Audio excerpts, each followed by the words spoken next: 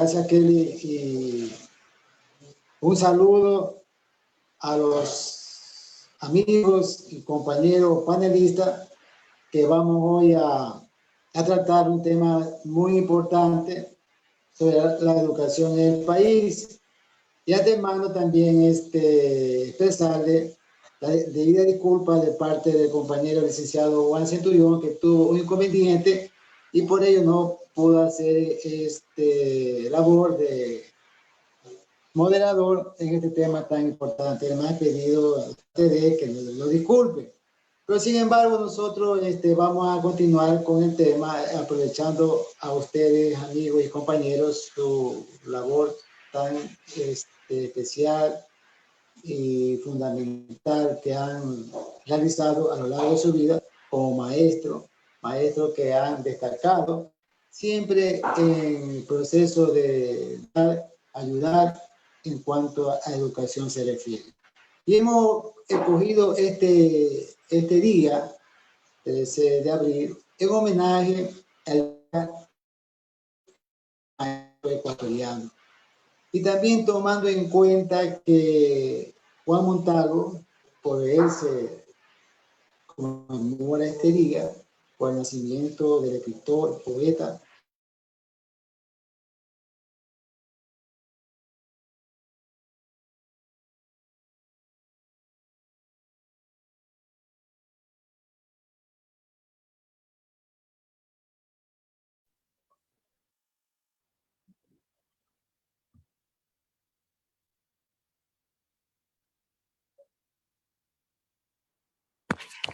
Olguita.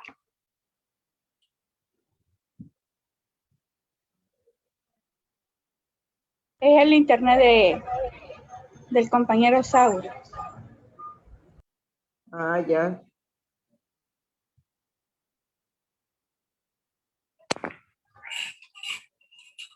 Es que se detuvo la intervención de...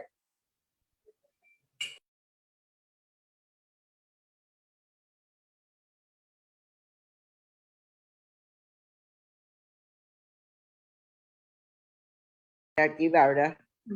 Ya.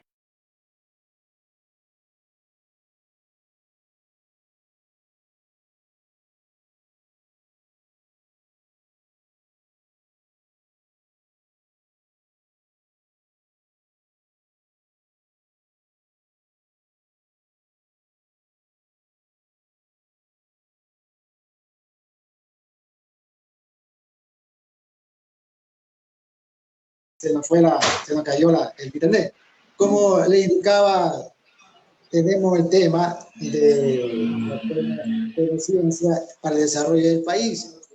Pero como todos sabemos, el Ecuador es un país atrasado, en el cual en ese aspecto de la educación no ha desarrollado como debería ser.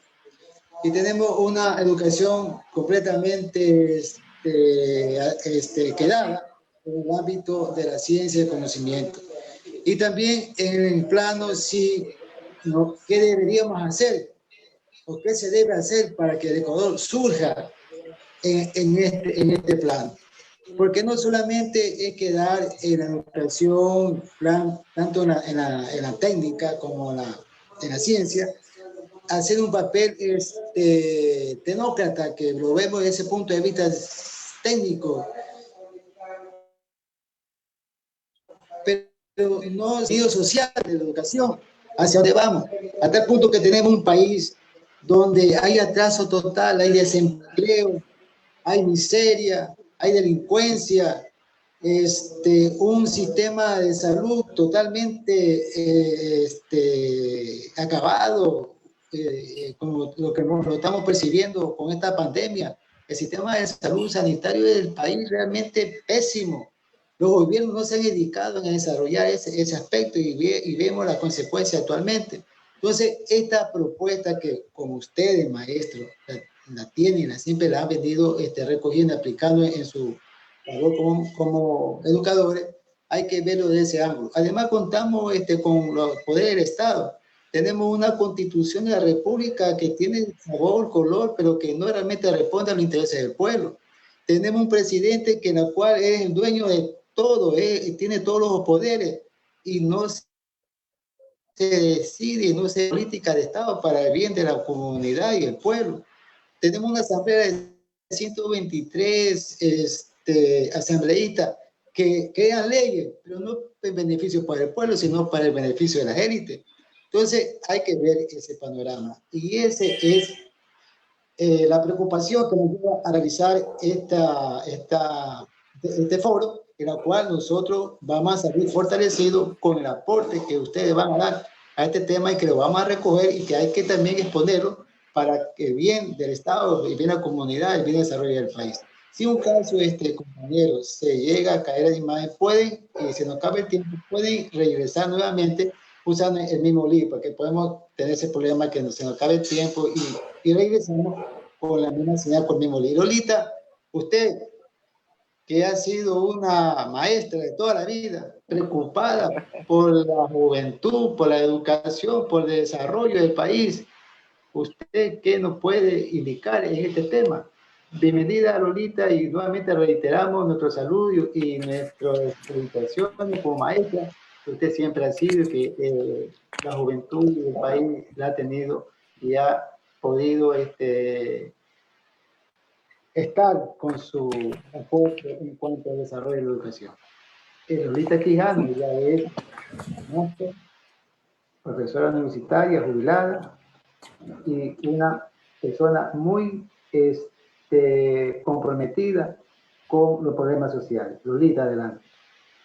Bueno, en primer lugar quiero agradecer sus palabras, compañero Sauro Cisneros, y agradecer también a esta iniciativa de la UNP por tocar un tema de importancia, especialmente hoy 13 de abril, al cual pues los maestros, tanto activos como jubilados, nos congratulamos de haber escogido, haber abrazado una profesión tan hermosa, tan llena de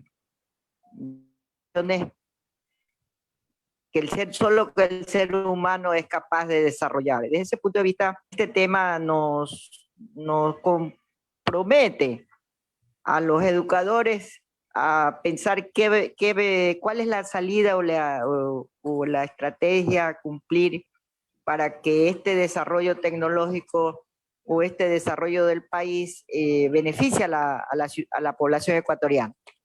Solo quiero decirle que en la ley de interculturalidad, la última aprobada de la educación, se recoge algunos aspectos señalados en la Constitución, pero lamentablemente los procesos tendientes a mejorar justamente el talento humano, que es uno de los aspectos vitales de un proceso nuevo que plantea la sociedad del conocimiento. El talento humano que se refleja en el fortalecimiento a la docencia, en el área de la capacitación, en el área de la formación, de las TIC o de las TAC, y en lo que tiene que ver sus condiciones de vida. Quiero decirle que en esa época denominada la década pasada, la década ganada, los maestros del sector público lograron tener beneficios como fueron la seguridad social y los salarios que se homogeneizaron. Lamentablemente, en este último gobierno se ha generado una campaña de demagogia diciéndole al maestro que le van a subir los sueldos y donde también se plantean que se van a eliminar todos aquellos procesos que determinen un nivel de capacitación, que eso molesta las exigencias de las evaluaciones. Quiero decirle que en otros países más avanzados, como Finlandia, como Japón, los maestros son evaluados, se evalúan ellos, se evalúan los pares, se evalúa la comunidad, algo que es propio de una sociedad del conocimiento. Algo que nosotros empezamos, pero que lamentablemente los sectores oligárquicos, especialmente aquella derecha que solo concibe al individuo como ente de mercado, más no como elemento fundamental del desarrollo, plantea justamente que el talento humano no sea capacitado. Por eso es eliminación de todas aquellas instancias que promuevan justamente la preparación. No es negativo que se fomente en los jóvenes, en los estudiantes, estudiar, aprender. Justamente, la educación abre un camino, una trayectoria, un desarrollo del ser humano hacia el nuevo conocimiento. Lo negativo es que tal vez no se fomenta a ese talento humano para que prepare a los estudiantes para un mejor desempeño. Pero quiero decirle también que ese gran conglomerado de hoy de los maestros que durante la pandemia están trabajando para sacar adelante a los alumnos, tratando de cumplir los contenidos. ¿Qué hubiera pasado si ese talento humano no se hubiera fortalecido en el periodo de los 10 años de lo que fue la presidencia de Rafael Correa?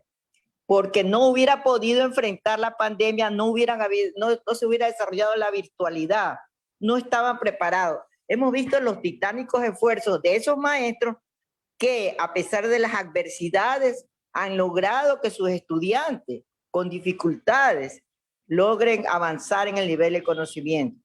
Entonces, la estrategia, a mi juicio, es dotar de mejores condiciones de vida a los maestros, mejorar su salario, fortalecer mucho más el área del talento, incentivar a los jóvenes a la búsqueda de la investigación, no creyendo demagógicamente que quitando un ente que se puede haber sido burocrático, se va a resolver el problema de la educación. Recordemos que los avances en materia científica y tecnológica están dados justamente por aquellas naciones que vieron en la educación, que destinaron los presupuestos a la educación y que consideran al maestro un ente muy valorado, como es sociedades avanzadas de desarrollo como es Finlandia, Suecia, Japón, los países socialistas. Cuba es un ejemplo de una educación sin recursos, pero destinada a servir al ser humano. Ya por eso es que vemos que Cuba, a pesar de ser un país bloqueado, es uno de los pocos países de América Latina que ha investigado y que está también trabajando su propia vacuna para detener esta nefasta pandemia que ha cegado vidas, sigue cegando vidas. Y como usted decía, el problema de la salubridad también tiene que ver con la educación. Un pueblo que no está sano no puede educarse. Por eso me parece algo tremendo que un medio de comunicación promueva que los estudiantes quieren ir a clases sin haberse vacunado la población, los maestros, los estudiantes y la comunidad.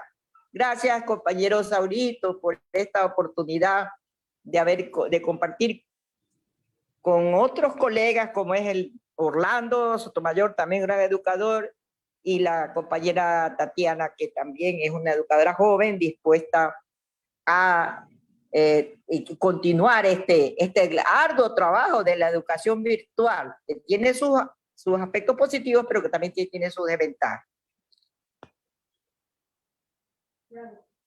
Yeah.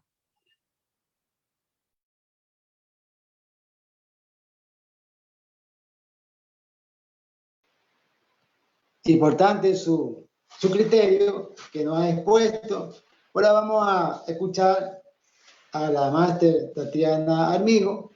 Ella es maestra, labora en un colegio nacional con mucha experiencia, con mucho conocimiento, para que también nos indique cuál sería la estrategia en cuanto al desarrollo de la educación técnico-científica en el país y en qué proceso, en qué medida podemos estar en este plano. Tatiana, bienvenido. Muy buenas, muy buenas. Muy agradecida por la invitación que han hecho a esta humilde persona para poder, en este caso, con poquitas cosas que uno sabe y que va aprendiendo en el trajinar, pues, ¿no?, del día a día, y aportando de una manera u otra a la educación, a lo que nosotros hacemos por vocación, pues, ¿no?, más que nada por vocación, ¿no?, porque bien es claro, ¿no?, y sabido, pues, ¿no?, la situación del maestro ecuatoriano, ¿no?, cómo ha sido, ¿no? Pero bien, al director Juan Centurión, también muy amable, muy agradecida por esta invitación, a usted, licenciado Sauro Cisneros, también por tomarme en cuenta, ¿no? Bien, mi pequeño y humilde aporte, ¿no? Vamos a comenzar, en este caso, quiero comenzar con un pequeño mensaje o frase, se podría decir, del señor Edgar Morin, el creador de los 7 saberes, ¿no? Que en este caso me impactó mucho cuando leí este libro, por cuanto habla mucho del ser humano, pero del ser humano no solamente con conocimiento, sino también con conciencia. Ese es el punto, ¿no? Con conciencia. Porque hoy en día estamos ávidos, pues no, por querer tener un mayor conocimiento, pero se está dejando aparte la conciencia del ser humano. El aporte legal que debe de darse dentro del planeta, como es el aporte a los valores, a la empatía, a la solidaridad, que esta pandemia ha sacado, ¿no? Prácticamente a relucir todo eso que nosotros teníamos por el ser humano, la calidad humana. Esta pequeña frase que dice, la comunicación triunfa, el planeta está atravesado por redes, fax, teléfonos, celulares, módems, por internet, pero sin embargo, dice claramente aquí, la incomprensión sigue siendo general. ¿Qué estamos ahí hablando? De que no estamos comprendiendo el mundo real que estamos viviendo. Pese a tener una educación, el ser humano todavía sigue degradándose éticamente. Se supone que el conocimiento debe de percibir completamente una realidad distinta y debe de ser merecedor completamente, de ser ecuánime, de ser también al mismo tiempo empático, pero no lo estamos logrando. Cada vez y cuando estamos teniendo más problemas sociales, femicidios, homicidios, suicidios, que no estamos comprendiendo legalmente nuestra tarea de ser humano, como en este caso es la acción de servir, porque ese es vivir, la acción del servir. Pero bien, esto es lo que nos debe llevar la educación. Pero ¿qué sucede? Que al nosotros a plantear la educación siempre nos hablan de tener una educación de calidad. ¿Pero qué es una educación de calidad? Pues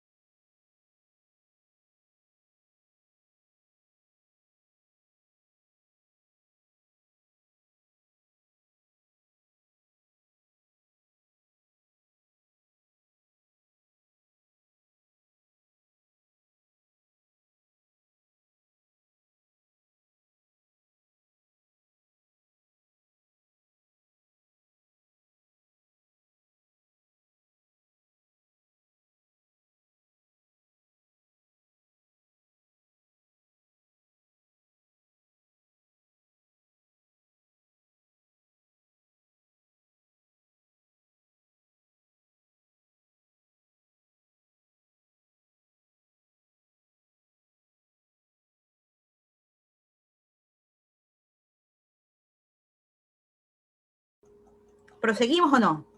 ¿O terminó mi espacio? Bien, entonces estábamos hablando de la educación de calidad, ¿no? Pero ¿qué en este caso, qué se trata o qué tratamos cuando decimos educación de calidad? Se dice, ¿no? Se dice en este caso los grandes peritos, pues, ¿no? En este tema, dice que la calidad depende del lugar donde nosotros estemos, el lugar de lo que se necesite. ¿Qué es lo que necesita el Ecuador? Aquí está el punto. Nosotros hablamos de una educación de calidad, pero sin saber en sí la realidad de lo que necesita el Ecuador. Y aquí es donde nosotros tenemos que concentrarnos, hacer verdaderamente un estudio, porque no es posible que todavía, frente a todas estas situaciones de educación que nosotros tenemos, todavía seguimos nosotros arrastrando falencias en el sentido de las necesidades que tenemos dentro del Ecuador con profesionales. Tal es el caso, por ejemplo, profesionales de la salud. Que no tengamos los suficientes profesionales de la salud, eso amerita una completa reestructura de qué es lo que nosotros tenemos que ir orientados a lo que en este caso debe de ir reflejada la educación, por ejemplo. Hablamos también en este caso de lo que es calidad, ¿no? Y nos cogen y nos ponen márgenes de calidad, de que tenemos que cumplir con ciertos estándares dentro del sector primario, dentro del sector secundario, dentro de la universidad. Ok, tenemos estándares. Nadie dice que no funcionan. Funcionan los estándares de aprendizaje, pero no nos garantizan completamente una educación de calidad, porque la educación de calidad va de acuerdo, regido a lo que nosotros necesitamos. Necesitamos gente que verdaderamente aporte con conocimientos científicos, tecnológicos. Todavía no vemos, yo al menos no he visto, por algún motivo, algún grupo de científicos ecuatorianos que se haya dado a conocer, por ejemplo, que haya tenido, por ejemplo, algún tipo de miras o por algún motivo algún aporte científico, tecnológico. No hay, todavía no tenemos. Es decir, siempre nos valemos de los conocimientos de otros. ¿Por qué si somos seres humanos, entes humanos capaces para poder generar nuevos conocimientos, siempre atrás de otro? Por ejemplo, tal conocimiento, tal plan, tal programa se dio, por ejemplo, en México, lo copiamos en Ecuador. Tal programa de capacitación de educación se dio en Colombia, lo copiamos en Ecuador. Todo es copia, ya nos parecemos a los estudiantes, copia y pega. No, pues señores, aquí tenemos nosotros que sentarnos completamente los educadores, los entes completamente dados, pues no, en esta materia para poder crear soluciones que verdaderamente nos lleguen, pues, lleguen al personal que en este caso son los próximos profesionales, que es el educando de la universidad.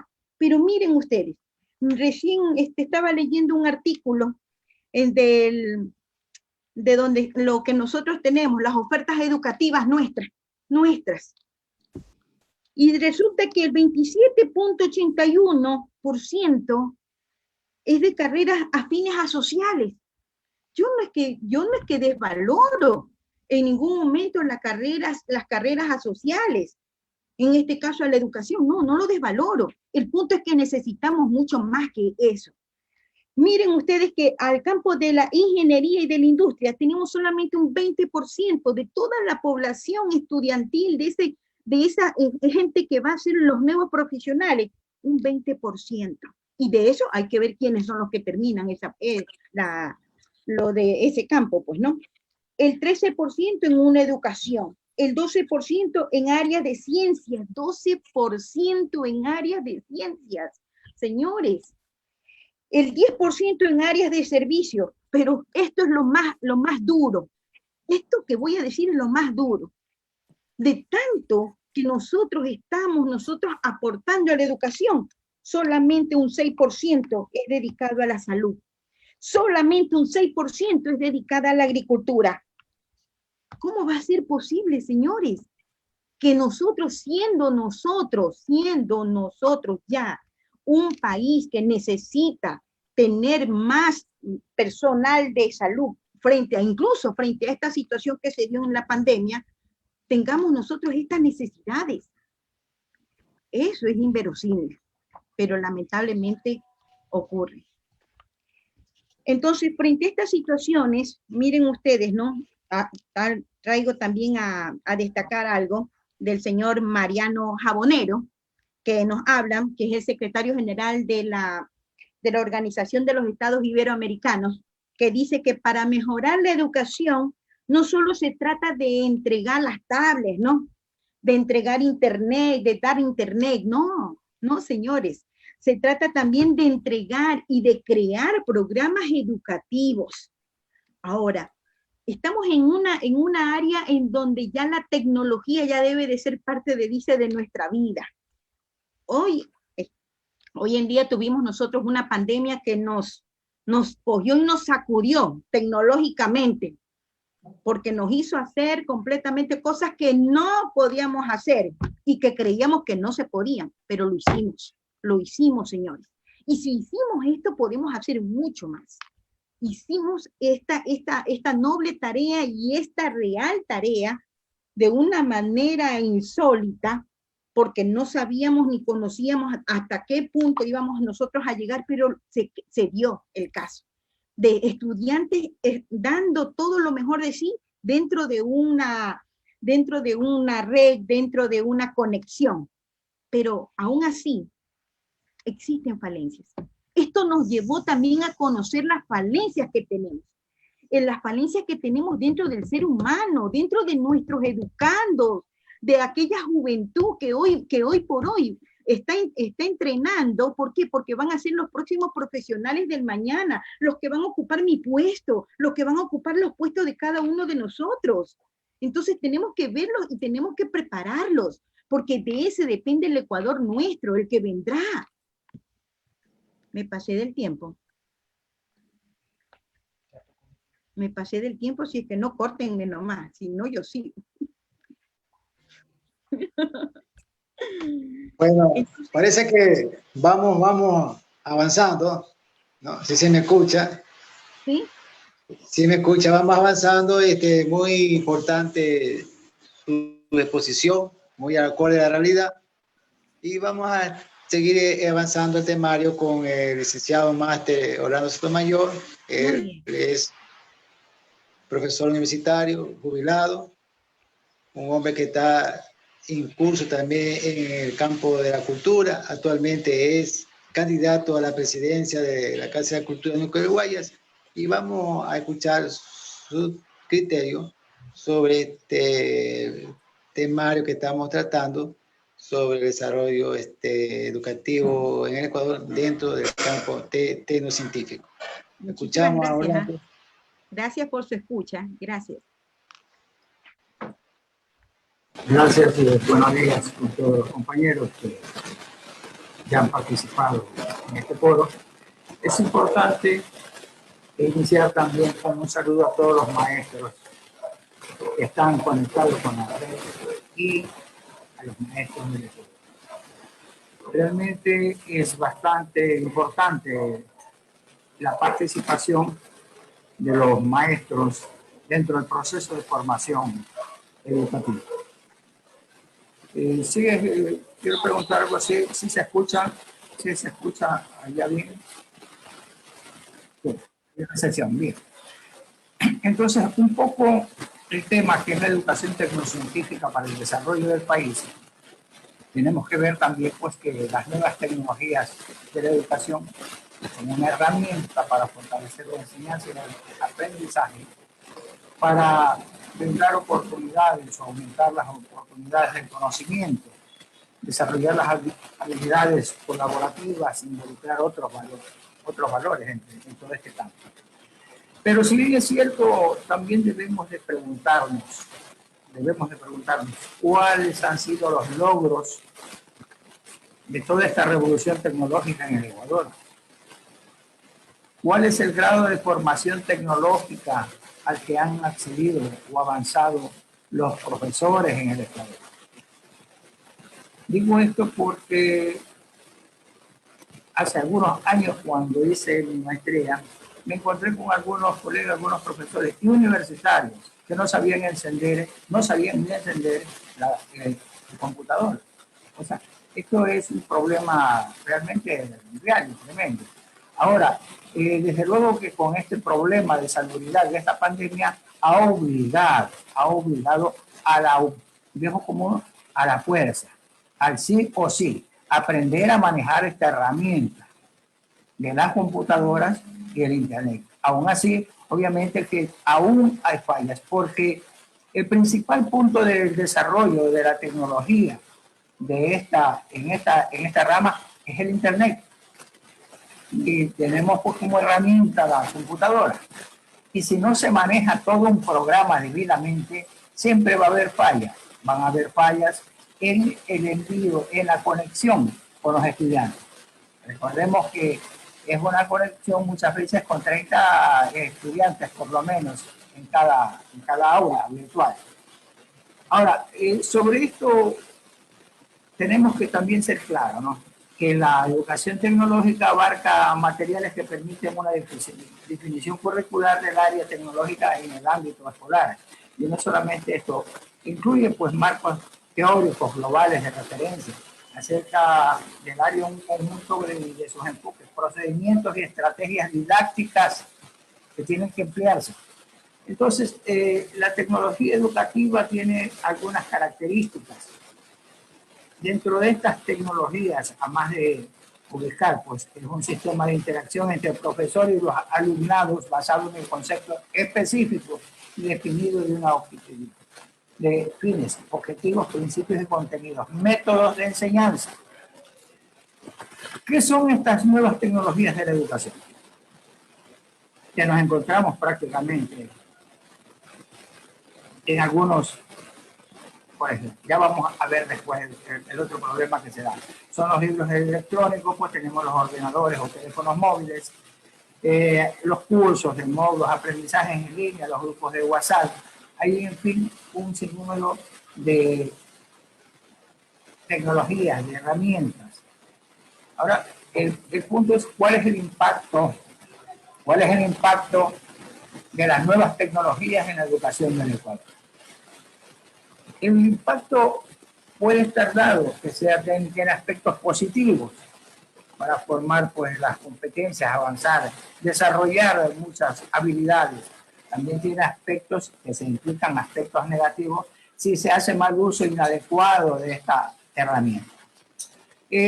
Ustedes conocen, los que son maestros demasiado, que con los estudiantes, tanto de escuelas, hay que luchar con el problema de la violencia en red, porque a veces, aún estando en clase, los niños se chatean o utilizan las herramientas que da justamente el Zoom. Y por ahí se pasan cosas, hay incluso discusiones, hay insultos, que a veces no son percibidos, muchas veces por los maestros. En todo caso, hay alguna necesidad que es lo obligatorio de los padres, buscar la manera de proteger a los hijos e hijas de las malas prácticas del internet y de las redes, porque fuera de determinadas clases a veces los chicos se conectan en redes entre estudiantes, grupos de WhatsApp. Entonces, encontrar un equilibrio en estas cosas tampoco es fácil, porque las nuevas tecnologías nos ganan terrenos cada día. Hay que buscar la manera de establecer guías, de ver con los estudiantes, tanto en casa, los padres de familia, como los profesores que se conectan en las aulas virtuales. Claro, también podemos decir qué es lo que aportan estas tecnologías de la educación, el aspecto de conocimiento, el sentido crítico, la iniciativa propia, la colaboración, el rol del institucional, la tolerancia y la integración. Fíjense que dentro de estos aspectos realmente son que son los que más rápido, muchas veces más manejo esta herramienta para a veces hasta que los profesores, porque son mucho más hábiles y desde pequeños se van integrando a un campo creciendo los profesores y están tratando de manejar y dominar, sobre todo dominar. Entonces,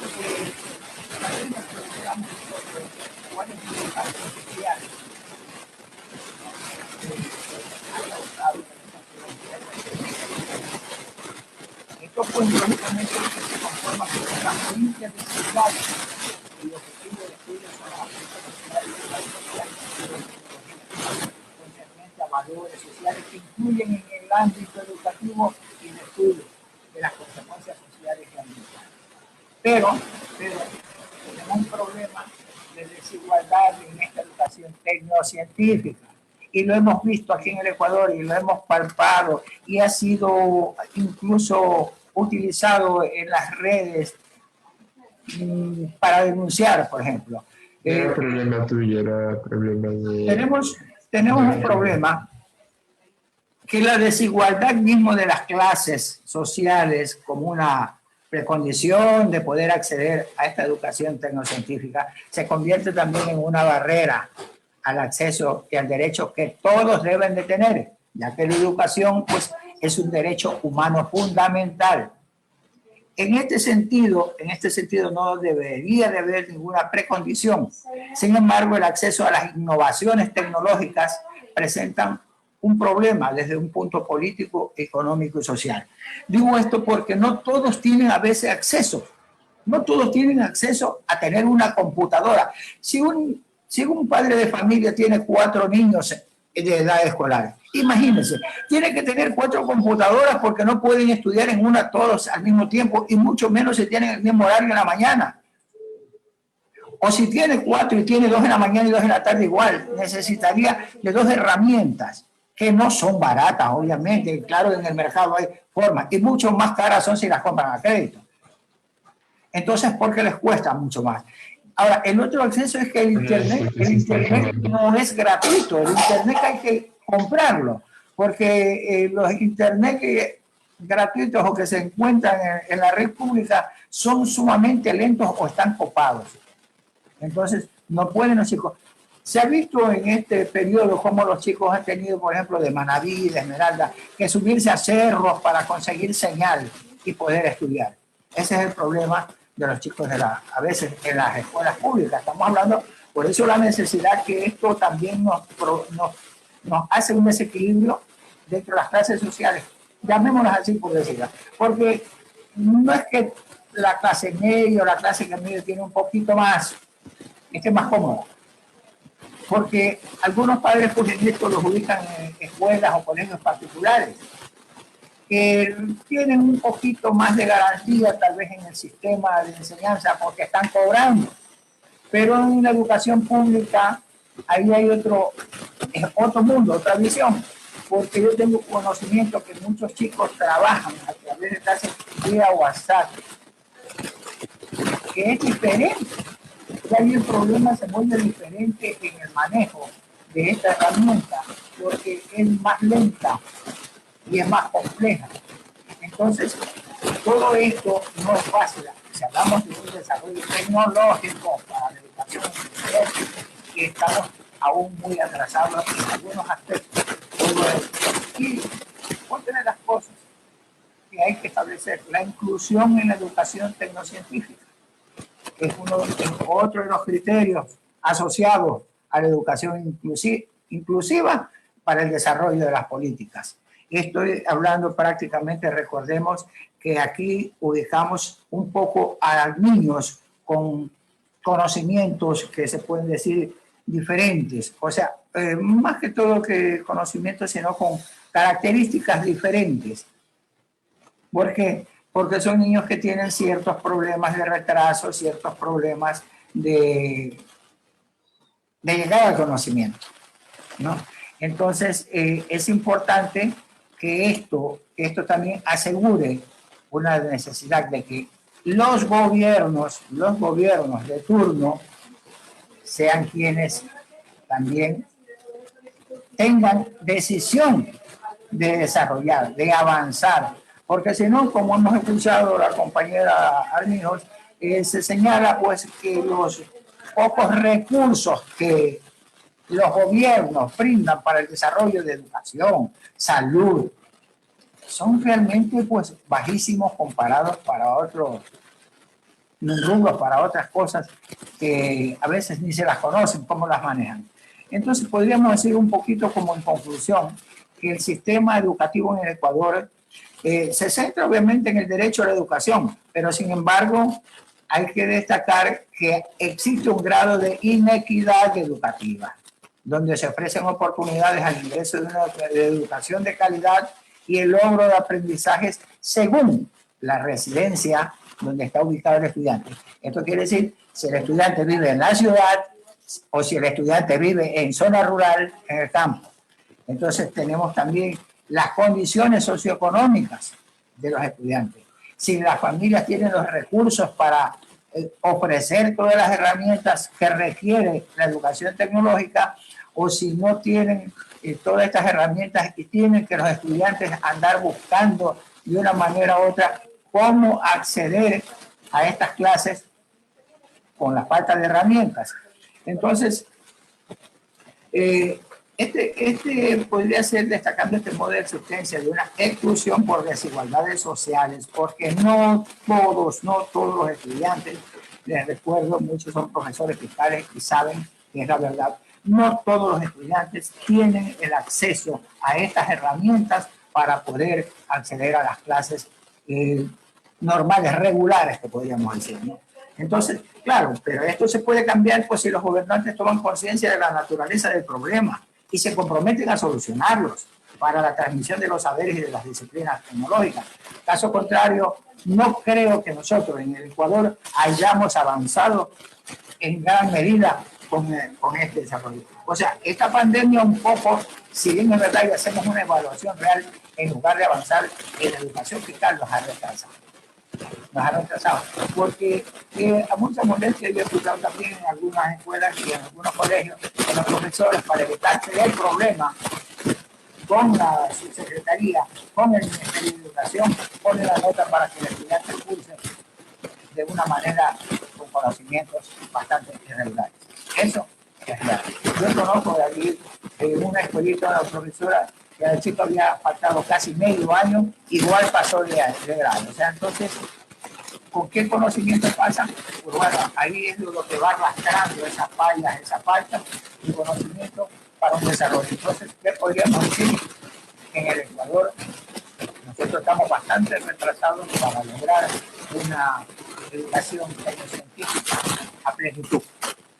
Yo creo que tendríamos que escuchar a otros expositores para ir avanzando en este. Gracias, compañero. Chao. Bien, Orlando, tu exposición. Y ya para ir concluyendo este foro, le vamos a pedir a los panelistas que la segunda respuesta sea un poco más breve por cuestiones de tiempo, ¿no?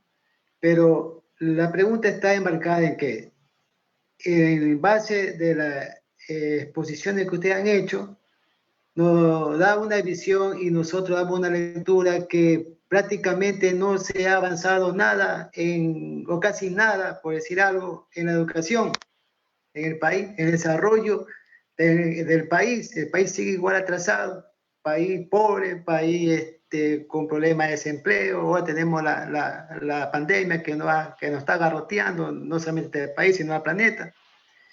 Pero, ¿qué debe hacer en este caso la ciudadanía, el pueblo, los maestros, los estudiantes para dar propuesta? Porque si nosotros ya tenemos previsto y ya se ha dado en la historia que los gobiernos van y ofrecen y sigue siendo lo mismo. Por ejemplo, el gobierno anterior decía que se había desarrollado mucho en la educación y nos damos cuenta que no es así. Crear una universidad que es un elefante blanco como Chanchay. Ya nos explicaba Tatiana que este sistema educativo en este país es pura copia y copia de otros países. No se recoge la experiencia educativa y formación de este país, como que nosotros no tenemos quizá criterios ni conocimientos para hacerlo, cuando hay muchos maestros como ustedes que pueden aportar en ese sentido.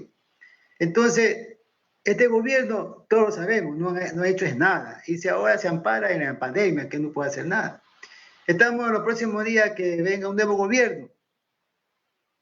¿qué política de Estado hará en frente al problema de educación? Quizás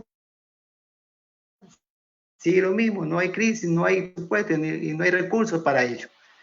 Entonces, ¿qué se debería hacer? ¿Cuál es la propuesta que se debería dar a la función del Estado para que esto cambie? Y también que tengan los estudiantes, y usted en este caso como maestro, ¿cuál será la iniciativa para que el país pueda, en este caso, abrir campo a través de la educación, que es tan importante? Yo creo que ustedes van a ese aporte y les pido que sea un poco más breve por cuestiones de tiempo. Lolita, ¿cuál es su criterio?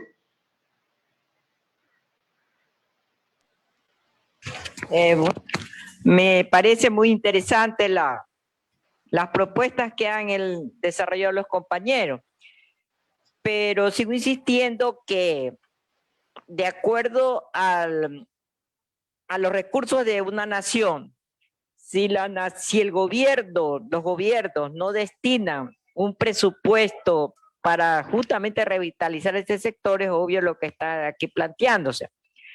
Porque se ha hablado mucho y se ha dicho que, por ejemplo, esas escuelas del milenio son elefantes blancos, que debería regresarse a las escuelas unidocentes para que los alumnos no tengan que caminar ni esforzarse pues, por las condiciones adversas de la movilidad.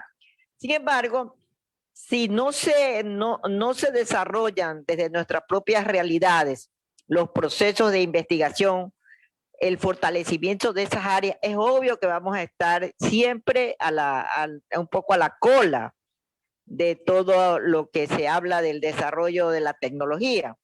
La tecnología no es que yo no compartiría en el sentido de que es una debilidad, digamos. La tecnología la tenemos en el mejoramiento de las condiciones de vida, la refrigeradora, la licuadora, y todas las instancias son producto del desarrollo tecnológico. Entonces, yo diría que lo que deberíamos de buscar los ecuatorianos y los maestros es justamente que no copiamos obviamente los modelos, pero sí referenciales de aquellos países que han desarrollado una educación de calidad y que han revitalizado el papel del maestro. Yo no comparto en decir que todo ha sido un desastre, porque entonces la pandemia, y vemos los estudiantes, los esfuerzos de los maestros, de los padres de familia, de los estudiantes, por cumplir y por asistir. Yo diría que todavía faltaría evaluar cuáles fueron las metodologías más acertadas, cuáles fueron los errores que se cometieron. Pero el reto está en utilizar justamente la adversidad para salir adelante. El problema está en que si un gobierno desarrolla políticas de neoliberalismo donde coarta el papel del Estado con el pretexto del despilfarro, porque eso es lo que vamos a ver en los próximos días. Va a haber el despilfarro de los servicios públicos, se va a ir haciendo más corta, se va a ahondar la brecha de la desigualdad. Entonces, mi propuesta está en que primero debería de evaluarse estos esfuerzos de la pandemia, debería de perfilarse un modelo que incentive más el regreso, la apertura o la ampliación de la oferta educativa, porque también vemos que si los padres de familia, conozco casos de padres de familia que no inscribieron a sus hijos en la modalidad online porque no manejan las tecnologías, quiere decir que en eso estamos fallando, quiere decir que esa cobertura no llega para poder ser un apoyo a la labor del educador. Yo rescato mucho ese esfuerzo, no sé si estaré equivocada, no lo he vivido porque no he estado activa, pero sí observé esfuerzos denodados de los maestros que día y noche lograron arrancarle de la oscuridad a los jóvenes para que accedan al conocimiento. Sigo insistiendo, el conocimiento es lo más hermoso que puede desarrollarse, y creo que este panel no es el final, debemos de seguir avanzando. Rescato las palabras de Paulo Freire, que Paulo Freire decía que una educación alejada de la realidad no hace al ser humano más útil a partir de sus necesidades, el desarrollo de sus inteligencias. Entonces, la mañana de hoy, pues me congratulo de haber participado con estos dos grandes educadores y con usted, Saurito, en la búsqueda de mejores criterios para el desarrollo de la educación en el Ecuador. Gracias.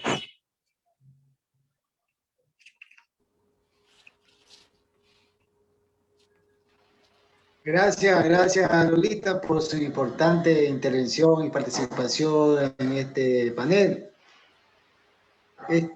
Volvemos con Tatiana, recordándole que cuestiones de tiempo vamos a ser un poco más breve. La pregunta que hacíamos al inicio sobre cuál es la responsabilidad y la propuesta que se debe dar frente a la educación que tiene el Ecuador, una educación totalmente atrasada en cuanto al acorde de desarrollo tecnológico, científico de la humanidad. Tenemos nosotros que ver dos realidades, puntualmente, dos realidades. La realidad del maestro, del docente, como con el talento humano y también el aporte que hace los gobiernos, pues, ¿no?, a la educación. Son dos puntos muy importantes que podríamos nosotros a partir de allí salir adelante, pero que lamentablemente no existe, pues, no, esa cooperación, no del docente, pienso yo, del docente creo que está ávido por querer cambiar, ¿no?, por la misma situación de la vocación de uno, pero en cambio el Estado no participa completamente porque no lo ve a la educación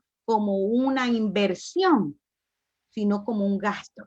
Y en el momento en que vea la educación, la ve como un gasto, entonces ahí estamos mal, porque la educación debe de ser planteada siempre como una inversión. Así es. Bien, gracias, Tatiana. Y para finalizar, tenemos el criterio de licenciado máster Orlando Sotomayor con respecto a la pregunta que hemos hecho. ¿Cuáles son los aportes o las ideas que se tenga para que el gobierno, el Estado, cumpla con el deber de educar y desarrollar a la población para mejorar el país? Gracias, Sauro. Gracias a las compañeras que participaron en el foro. Sí, realmente sería algo como un repensar. Que queda uno, dijo, en deuda con el problema que generan los gobernantes, ¿no? Por la falta de decisión de levantarnos también, porque es hora de que el pueblo se levante un poco, se levante. Las gestas históricas, los levantamientos son un ejemplo para quienes aún estamos de pie, aún estamos viviendo. Y realmente no hay transformación o lucha que no se haga si no se la ha hecho en las calles, si no se han hecho a través de movilizaciones. Porque sobre este tema me pregunto muchas veces cómo estudian los hijos de los trabajadores informales, que son la gran mayoría de trabajadores en el país, que no tienen razón de dependencia, porque no trabajan en instituciones públicas ni particulares. De los campesinos, de los que aran la tierra día a día, que no son los dueños de la tierra en su mayoría. ¿Cómo hacen ellos para adquirir o acceder a herramientas tecnológicas para que sus hijos estudien con los costos y muchas cosas, y en lugares donde el acceso al internet tampoco llega? Ojalá que quienes gobiernan realmente tomen conciencia del problema que atraviesa el país, porque si el país no se educa, si el país no se forma, si no hay un futuro, no habrá un desarrollo, y ellos deben de entenderlo, que deben de invertir en educación para que el país pueda desarrollar por el bienestar de todos. Gracias, Sauro, y gracias a los compañeros que intervinieron en el foro. Muchísimas gracias por a todos grandes panelistas y al mismo tiempo esta gran audiencia, ¿no? Que se ha prestado, pues, ¿no? Para escucharnos y al mismo tiempo aportar en algo, ¿no? Lo que nosotros hemos tenido en nuestras aulas, ¿no? El maestro ecuatoriano ha sido bastante catalogado, ¿no? En nuestra sociedad, ¿no? Pero aquí seguimos en la lucha.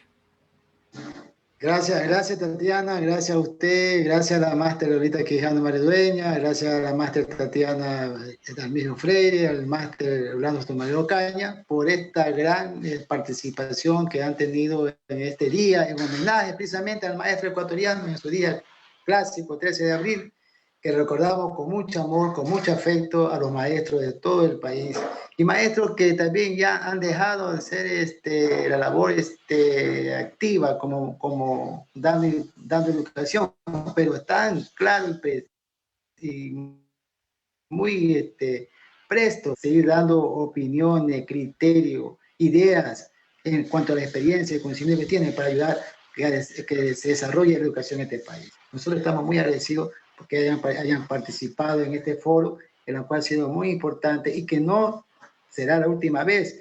Vamos a seguir contando con ustedes y creo que ustedes también nos van a ayudar, nos van a prestar su atención, su colaboración para dar un grano de arena en el aporte para que la educación en el país se desarrolle. Gracias a ustedes, yo como amigo, como profesional y con su trayectoria negada en el trabajo, el trabajo del maestro, que es tan sacrificado, y es sacrificado, fíjense ustedes, el maestro actual tiene que verse no solamente con el problema económico y social, también tiene que verse con el problema de la droga, por ejemplo, eso hay que tratarlo, en un futuro hay que hacer eso, el problema de la droga que está diezmando, igual que el coronavirus a nuestra juventud.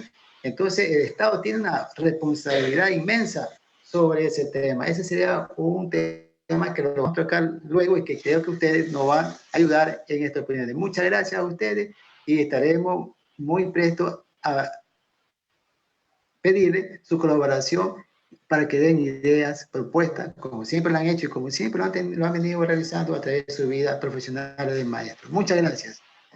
Gracias a ustedes. Gracias. Gracias, Aura. Gracias.